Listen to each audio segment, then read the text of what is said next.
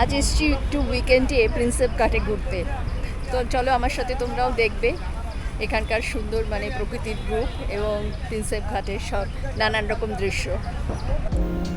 পুরাতত্ত্ববিদ James Prinsep London থেকে আসেন এবং ভারতের ইতিহাসে তার অবদান যথেষ্ট। James Prinsep East India Company বেনারসে যে টাকশাল ছিল সেখানের একজন কর্মকর্তা ছিলেন। পরবর্তীতে কলকাতায় চলে আসেন এবং ধাতু পরীক্ষকের কাজে নিযুক্ত হন। আমরা বৃষ্টি আসার ভয়ে একটু তাড়াতাড়ি এসে গেছি, কিন্তু তার ফলস্বরূপ বেশ রোদ, গরম লাগছে এখন। তিনি একজন স্থপতিও ছিলেন। হুগলি নদীকে সুন্দরবনের সাথে যুক্ত করতে তিনি বিশেষ উদ্যোগ নেন।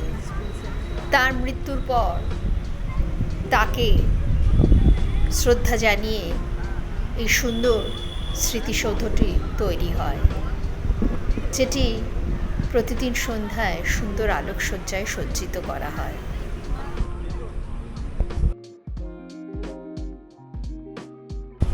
আর ঠিক দেখো কত কাছে এখানে সেকেন্ড হুগলি ব্রিজ, যেন একদম মনে হচ্ছে একদম নেমে এসছে, একদম হাত দিয়ে ছোঁয়া যাবে।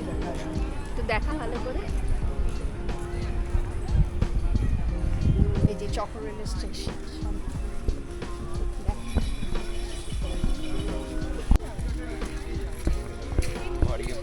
এখানে রয়েছে এই দেখো, এদিকে হলো প্রিন্সেপ ঘাট স্টেশন। যারা শিয়ালদা থেকে আসবে তারা যে কোনো ট্রেন ধরে দমদম স্টেশনে এসে সেখান থেকে চক্ররেল ধরে প্রিন্সেপ ঘাট স্টেশনে এসে নামতে পারো।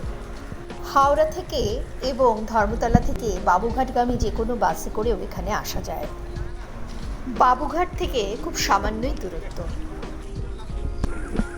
লাইনটা ক্রস করে এসে, চক্রের লাইনটা ক্রস করে এসে জাস্ট স্টেশনের সংলগ্ন ক্রস করে এসে সামনেই গঙ্গার ঘাট। চলো তোমাদের ঘাটের কাছে নিয়ে যাই আর গঙ্গার শোভা দেখাই।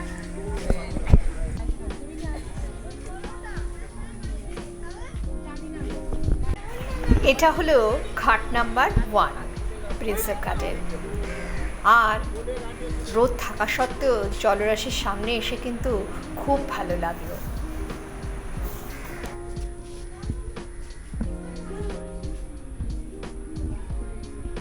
আমরা শহরে মানুষ কিছুটা সময় নদীর পাড়ে দাঁড়িয়ে কাটাতে সত্যি খুব ভালো লাগলো।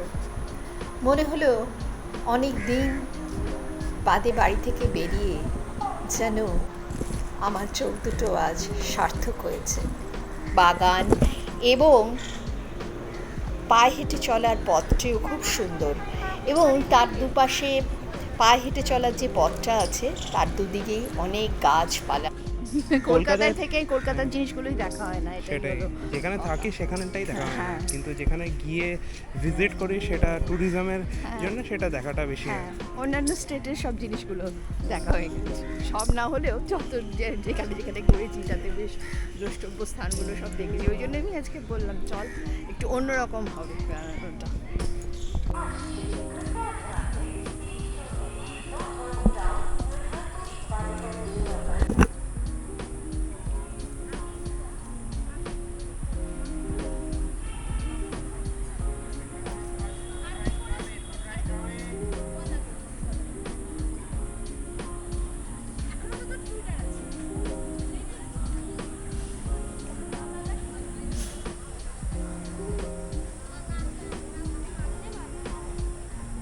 এই যে দেখো যাচ্ছে চক্ররেল, এটা মাঝেরহাট পর্যন্ত যাবে আর কি।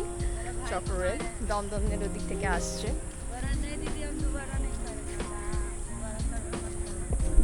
আর এটা হলো ঘাট নাম্বার 2। এখান থেকে নৌকা করে একটু নদীবক্ষে ভ্রমণ করে আসতে পারো। আধ ঘন্টা 1 ঘন্টা বিভিন্ন সময়ের স্লটের জন্য বিভিন্ন রকম টাকা নেওয়া হয়। 2 জন উঠলেও যা ভাড়া, 4 জন উঠলেও সে একই ভাড়া দিতে হয়। আর আমি এখানে বসে বসেই নদীর দৃশ্য উপভোগ করলাম। আর সেই সঙ্গে দেখো দূরে দেখা যাচ্ছে দ্বিতীয় হুগলি সেতু। কি অপূর্ব দৃশ্য, সূর্যাস্তের সময় হয়ে আসছে, খুব সুন্দর লাগছে আশপাশটা।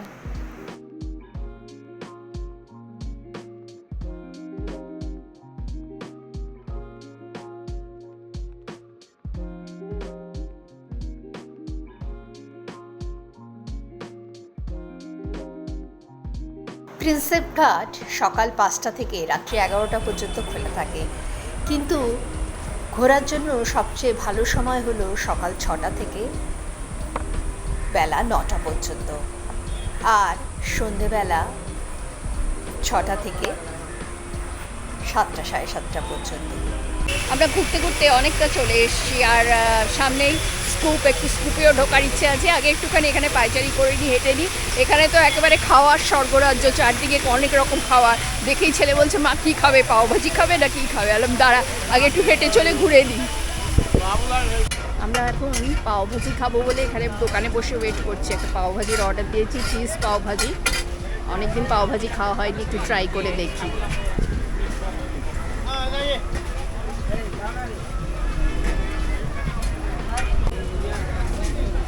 এসে গেছে আমাদের পাওভাজি। আমরা এখন স্কুপে এসেছি, আর স্কুপে এসে একেবারেই মানে পুরো জানলার ধারে উইন্ডো সিট পেয়েছি, যদিও ওই সময় বেশ ভিড়, আজকে সানডে বিকেলবেলা। তো আইসক্রিম এনজয় করতে করতে খাচ্ছি আমরা, সেই সঙ্গে গঙ্গার দৃশ্যও সুন্দর দেখছি। এদিকে আছে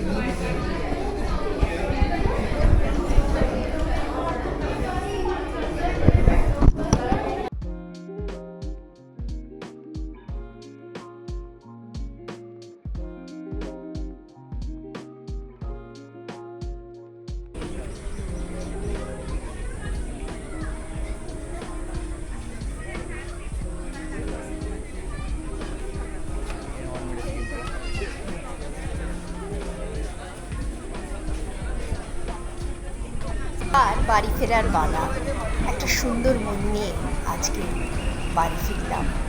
অনেক দিনের অক্সিজেন সংগ্রহ করে নিলাম, সেই সঙ্গে